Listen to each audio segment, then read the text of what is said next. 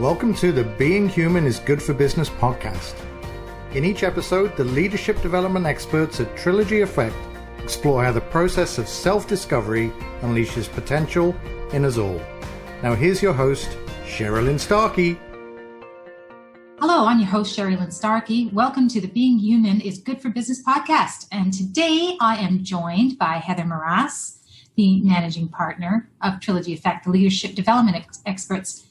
Good morning, Heather. Good morning.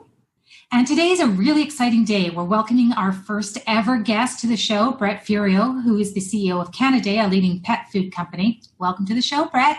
Thank you. Happy to be here. So we've invited Bret today to talk about the role that leadership development training played in his former job when he was CEO of Zarbee's Naturals. So this is a company that he grew from being a small company of less than 10 people to a broad team of more than 70. And ultimately, Zarbee's was acquired by one of the world's largest corporations. Right, Bret? That's correct. J&J, or Johnson & Johnson, acquired us in late 2018. Okay. So, well, with no further ado, let's get into the crux of the interview. Bret, can you tell me about your first introduction to leadership coaching? Yeah, well, I'll date myself, but it probably goes back to 2004, about 2004.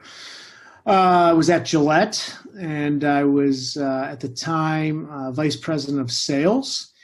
And I was having a pretty good career run at the time. I was feeling pretty good about my my mojo and feeling pretty confident. And I, at the time, was Gillette being a very sales-based company. You got titles as you grew your business. So the Oral-B business, Oral-B Braun, I was part of that division. We had just hit a big milestone of over $1 billion in sales. And as a result, most of us vice presidents will become, or directors will become vice presidents. That was going to be a big, you've arrived type moment. Very exciting because, as you can imagine, at a company like Gillette, when you hit VP, there's more cash and prizes and all the other good things that come with that. And right before that moment, I was brought into an office and told that actually I was being moved laterally to be a director of marketing for the Braun business, and specifically responsible for the Tassimo business, which was a partnership with Kraft. I didn't take that very well. I was devastated, to be perfectly honest with you. I think in hindsight, there were a lot of tears. I felt like I failed and didn't see it for what it was, which actually was a great gift to be developed cross-functionally and to go learn the marketing function. But at the time, I was devastated, and I was very fortunate. One of the heads, the head of Oral-B, the global business unit, Bruce Cleverly, took some pity on me and said, "You are good, but you're not all that. And we're going to get you a coach," which at the time was Generative Leadership Group, which Heather was part of then, and Joyce Dowdle. And that was my first introduction to the Enneagram. I did a 360. I took a bunch of tests. And I think if I had to describe that entire process, the word that would come would be humbling. Extremely humbling from how I thought I was projecting myself and how I saw myself and actually how I was perceived. So that was my first introduction. So it was like a cold ton of water being dropped on me all at once from multiple levels, both from a professional and from, I think, a personal level. Oh my. And as a type 3, I'm all about achievement. So everything was working against me at the moment. And I think, what I remember clearly, I actually went home after getting that news in the middle of the day. And I talked to my wife, and she said, well, you can do one of two things. You can accept and embrace the feedback, or you could say everyone else is wrong and you can quit and go do something else. Right. That was the crossroads that I faced. Okay. So that was your aha moment then. It was an aha moment. That was probably the most significant moment in my career. Really, that powerful stuff. Yeah. So that's when you started working with a coach then? Yeah, that's when I started working and started learning about, what type I was. And it was part of also this, like I mentioned, a 360-degree assessment, which went to my peers. It went to people that worked for me. It went to people that I worked for. It was very broad. I want to say over 22 people filled out this long survey. And as I mentioned, getting the results back was really humbling. I mean, certainly there were some nice nuggets in there of nice words and compliments, but as a 3, you really kind of focus on the not so nice stuff. Oh, yes. And a quite healthy dose of that in terms of micromanager, doesn't listen well, not very patient, only cares about results, doesn't care about people. And I mean, there's just a whole host of really good data in there. Okay. Like I think my wife said it well, and I think at the time Joyce said it well. It's like, look, this is a gift. The fact that all these people took their time to really give you really good feedback, even though it really doesn't feel great, it's all with the intention of, if you could address this stuff, how could you reach your full potential? And at the time I trusted Bruce, who had kind of gifted me this work. I trusted my boss, which was Fred Howard, in actually moving me to marketing, which at the time, even though I wasn't getting the promotion I thought I so well deserved, was a blessing because I learned the marketing discipline very well in a much more intimate way. Gave me a chance to work on a very, very different type of project. So in hindsight, it's really easy to say, like, that was the best thing that ever happened. In the moment, felt like I was stumbling in the dark, and I was a little bit unsure, is this really what I should be doing? And it was very, very, very uncomfortable. And I think that's what you kind of learn, is that, growth comes from when you're being uncomfortable. And I think being able to get my head around that in that moment, to really kind of just soak it in, embrace it, take the feedback, listen, and really process. I think that was a good year of work. And again, not that I've arrived, I absolutely haven't, but that was certainly the beginning of my training camp. Okay. Heather, would you say that's kind of a typical situation for people that are new to this kind of leadership development work? It is one typical, there's a lot of different ways people come into development, but I think what Bret describes is a very typical tipping point that most people reach in their career, which, we kind of call it, and it usually hits, I don't know how old you were at the time, Bret, and you don't have to say, but it usually hits sometime around 35 to 40. That's right, right there. Yes. And I know that's when it hit me too. Yeah. And you come up against everything I was doing that got me to here is no longer what I need to focus on to get me to where I actually think I'm going. And it's interesting the way your wife, Dawn, the hard coaching she gave you in the moment, because it's very accurate. You can either take it for the gift that it is, as painful as it is, and start to really let go of your identity, shed some of that stuff that you think is making you so successful, and start actually expanding who you are by listening and taking the feedback, and by being willing to be uncomfortable and growing. So that's in some ways, that's the harder job. That's the harder road to take. Mm-hmm. The easier one in the short term is to say, forget that, forget them. They're all idiots, and I quit. I'm going to go somewhere else. That feels easier in the moment. Yes. But what happens is then you come up against it again and again and again. Mm-hmm. And eventually, if you don't take yourself on and develop, you become that person that I remember I said earlier in my career. I never want to be that hardened, defeated, mm-hmm. cynical, burned out, warrior. I want to be a warrior, but I'd rather get there with a little more grace, I think you said something that really resonated with me, is that the real tough truth to really come to terms was everything that I had done up to that point, and I was really successful, was not going to get me to the next level, and to really accept that. And I think, and I forget who had mentioned it to me, they said, look, you've gotten results, like really, really good results, but now it's going to, how do you bring people along with you?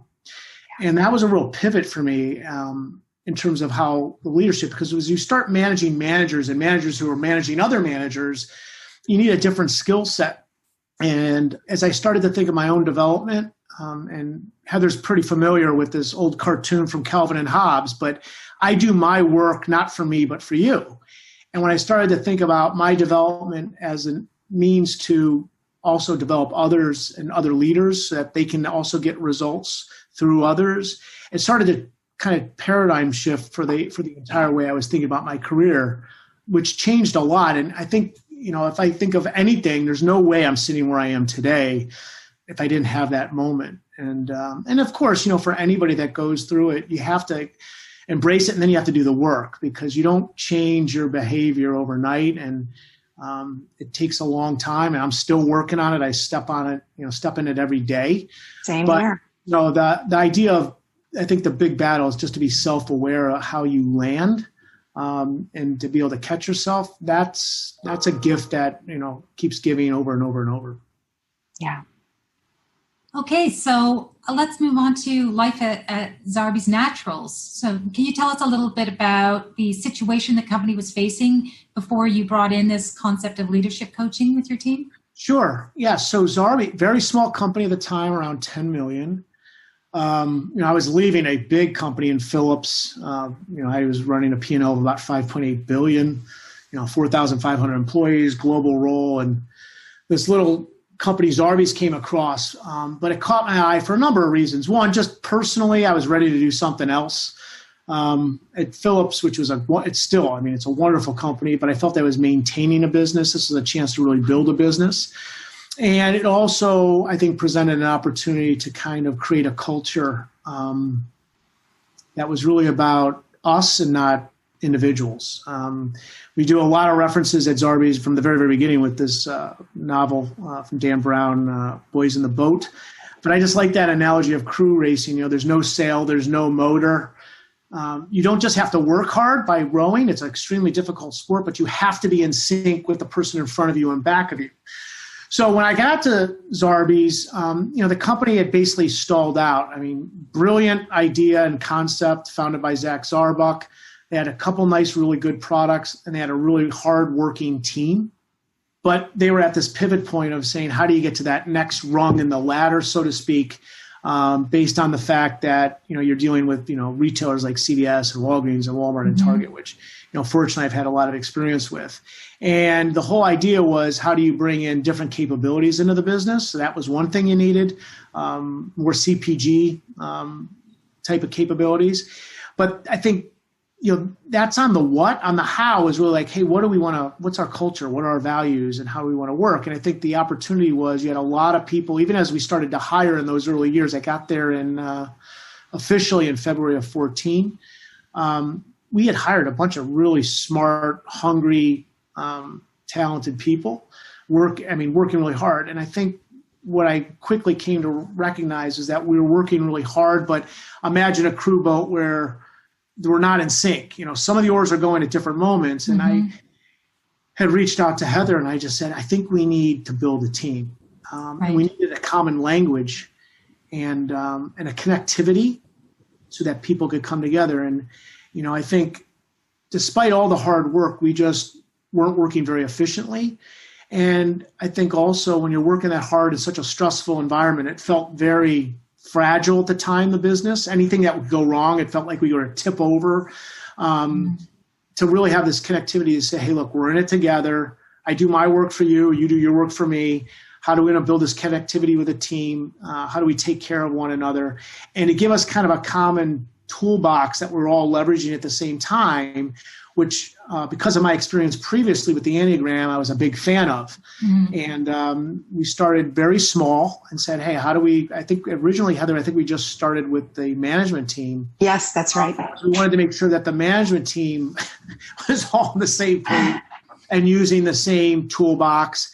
And I can tell you, even some of us had experience with the Enneagram before and some not, but that was a journey in itself because, again, think about what I just described as myself being, I guess, at 36 or 35 years old and the aha moment, like, oh my God, we had a few individuals on the team at the time that had never used the Enneagram. And it was like, why do I have to do this? I've never had to do this. And it was all those same doubts that I now could really relate with. And I think what we said was, look, we can't force you to embrace the tool, but that's what we're going to use here.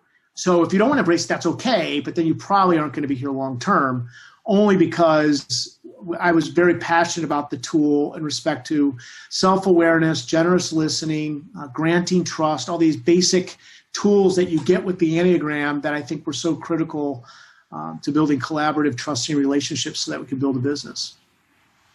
What was kind of interesting about the work we did with Bret at Zarbee's, because we had worked with him in other organizations, but what was interesting, unique, fun, and challenging was coming in when the company's so new and so young. And, that early stage entrepreneurial, a little bit of a cowboy mentality, like we're just here running real fast and we're going to do what works and we're nimble and we're going to pivot when we need to.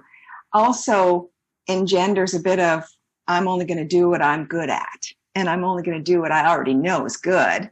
And so Bret's challenge was what he said, which is, guys, believe me, this is helpful. You don't need to get on board with it, but it may end up hindering you and us in the long term if you don't.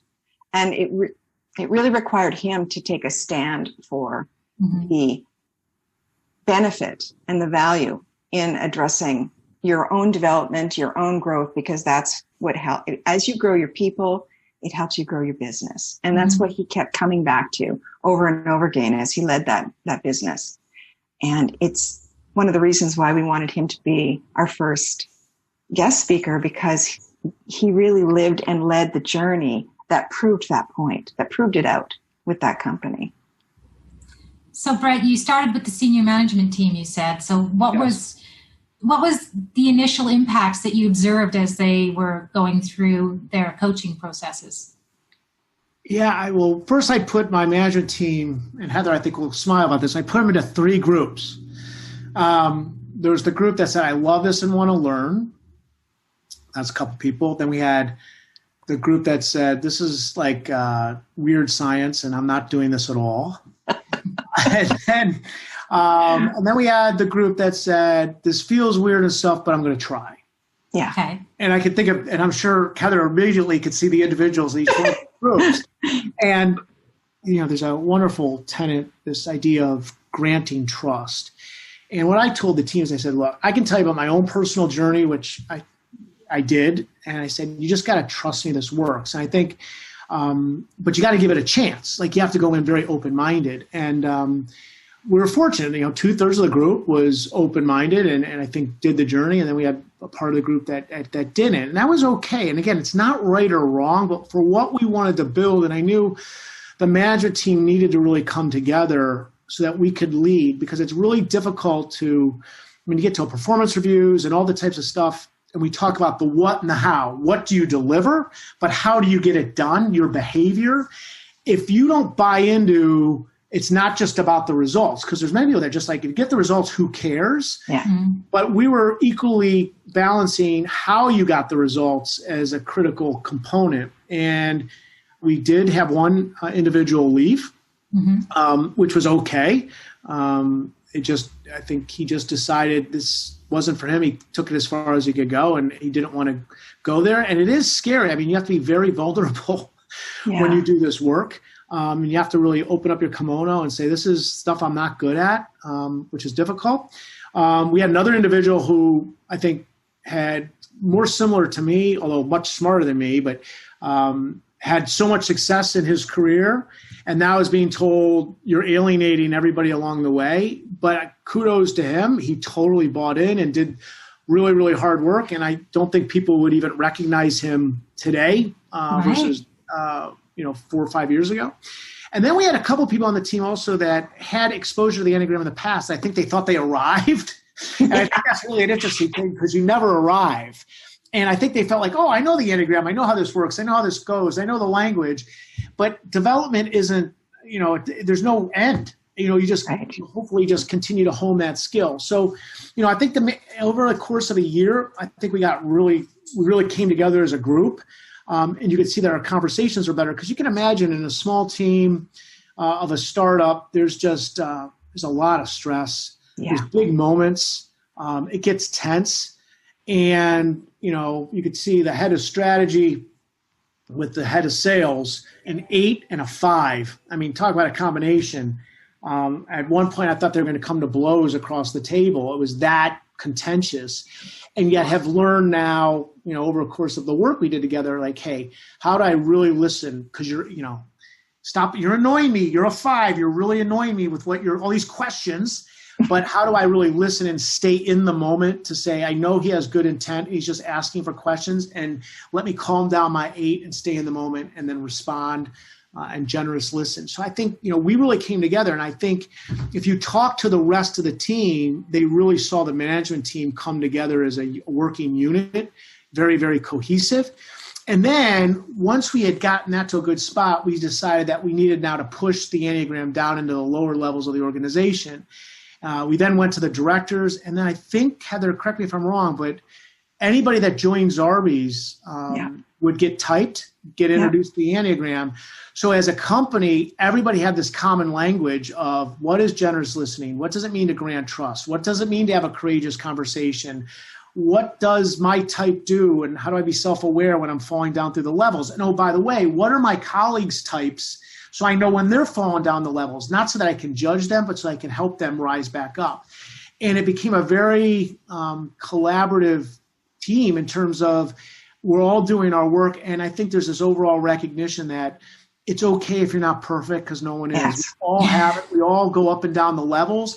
And just that sense of empathy, that we're all going through stuff and we might have a bad day. I think that was just a calming force, even as we were riding through all kinds of business challenges, and allowed us to kind of stay the course and ultimately build an incredible business, an incredible brand that we were very fortunate that J&J coveted and ended up acquiring.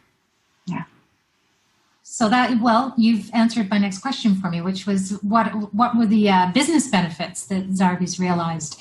I think, overall, we never would have gotten to the highs that we achieved with Zarbee's without the Enneagram work and the work that Heather and Mary Beth and Wendy brought to the team, because, there's so many decisions that are made on that journey. And you have to live with those decisions. And my sense is we made much better decisions in the moment because of the work and the tools we had in our toolbox. I'm not saying we wouldn't have been a success at all. I'm just saying our success came with a lot less pain. I think we made better decisions. They were much more collaborative. And if you can think about it, put a bunch of different functions around a table. Everybody, these are super smart people that all have lots of opinions. Being able to lean in and really respect others' opinions and listen and end up with the best answer for the business and for the team happened way more often because of the tools we had. So I think there's a direct business benefit. And I think that's one of the things Heather and I always talked about, because we had a number of sessions. We actually, I think we had two or three, maybe more sessions where we actually closed down the company for 3 2 days to bring everyone together to do these workshops. And what I always loved what we did with Trilogy is that we don't do the Enneagram and all this work. We're not psychiatrists. We're not therapists. That's not our work. Our work is to help you on your personal development, because that will have a business benefit. Mm-hmm. So it's always through the lens of what's the impact on the business. We had 2 sessions or so in Salt Lake with the whole company, and a couple sessions in Greenwich, because we had 2 different offices. And everyone loved those sessions. We could have probably gone many, many more days. But in those sessions, what we ended up doing is now you've got these tools in your toolbox. Now let's go tackle real business issues. Yeah. And so let's put innovation in the same room as marketing, and let's put the big, ugly topic on the table that we can't get alignment on, and let's use our Enneagram to solve that. And those are the types of sessions that I think really benefited us, because we were able to solve critical business questions that allowed us to move forward. So there's no doubt that the Enneagram helped us achieve great business results. And what's interesting, most of that team now has moved on, but the amount of letters I got for thanking me for just being introduced to Heather and the team and for all the work they've done is amazing. And I think they all, in their own way, continue to practice with it. Some probably still reach out to Heather and the team, I assume, but even beyond that, I think there's just being more self-aware is part of your own personal journey, and I think everyone's better off for having been exposed to it. And I'm really proud. They're all doing other bigger and better jobs, which also is really gratifying for me, because that's kind of part of it. And we always said at Zarbee, there were 3 things we always hoped that would happen. 1, have some fun. 2, hopefully make some money. And, if we're having great business results, everyone should join in on that. And then 3rd, and probably most importantly, that you are more developed professionally and personally as a result of your experience at Zarbee, so that whenever you wanted to leave Zarbee's or not, that you were better for it, that you could go basically do a bigger job if you wanted, or do whatever you wanted because you learned so much during your tenure. And I think to a person, everyone would check 3 boxes on that. Yeah. If I can just add and underscore, to do that work takes the kind of humility that you talked about, Bret, earlier on in your career when you encountered the feedback that you got. So to take yourself on as an ongoing journey of development and project of development takes some courage. And it also requires a fair amount of compassion. And so to create a culture that had that and yet was still hard charging, hard driving, we've got some serious business results that we want. It was almost a paradoxical situation, and yet it worked. Yeah. So you said earlier that you're still doing your own work. Yeah. And I'm wondering, we talked a little bit before we began recording today about, leading a team in the time of COVID from virtual offices and distributed workforces. Do you find that the Enneagram work that you've done is helping you as a leader through these trying times? Yeah, I would say yes. I would say that, as we mentioned, I think what we're all dying for is connection. And I think that was the beauty of the work we did at Zarbee's, was that we had this, like, our own special language that connected us all. If everybody's practicing generous listening, if everybody's practicing granting trust, if everybody's practicing empathy, if everybody's, doing these things, that's not something you just get when you're out in the wilderness, So I think that, and what's difficult today, and the team I'm leading today at Canada, is we haven't been able to actually do a lot of this work, first of all, because we just started and then we've been in lockdown. So I think what people are really missing is the connectivity. Mm-hmm. So one of the things that we've been working on is just consistent town halls at least once a month. Heather knows I like to write, so I try to put out a monthly letter. And, I think the letters are much more about being empathetic to everyone's situation, being vulnerable, and let's just put it on the table, all the stuff that we're dealing with. I mean, if it's COVID, that's a huge topic. If it's Black Lives Matter, that's a huge topic. And these are things that people are really wrestling with, that are creating stress and ambiguity, and people don't know what's going to happen tomorrow, and a lot of worry. And I think one of the things that, I can't fix everyone's problems as a leader, what we can do is we can have conversations about it, and we can acknowledge it. And I think we could try to put ourselves in other people's situations. I mean, if you're a working mom right now and your husband works too, you don't know if your kids are going back to school. You're worried if they are going back to school because they have to wear masks, and how do I get my work done? And these are real issues. So I'm leveraging a lot of what I learned with the Enneagram today. But frankly, we need to figure out, how do I embed that overall tool into my organization at the appropriate time? Because today, too few of us are really familiar with it. Mm-hmm. I think overall, it's if you don't have the tool, the lack of self-awareness is you might be behaving badly and not even recognizing it. Yes.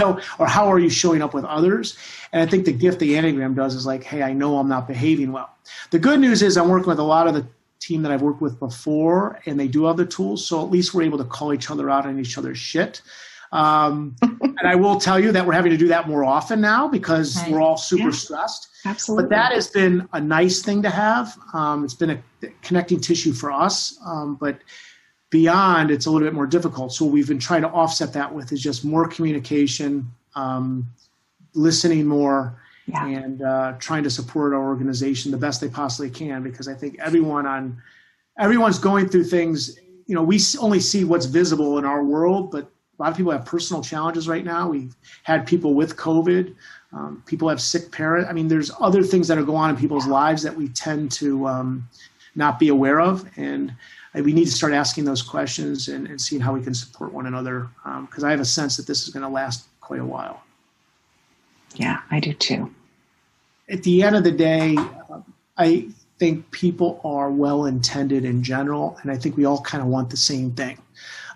So my positive thing is that I feel, if I think about my current team, everyone is here because they want to be here. It is free will employment. And if you really want to be here, and some of the messages that we're sharing with the team in terms of, hey, this is where we want to go and we can't get there without you, I think that's a positive message. And I do think, while there's a lot of restrictions right now in terms of being able to come together as a team, I think there's a lot of opportunities here to learn.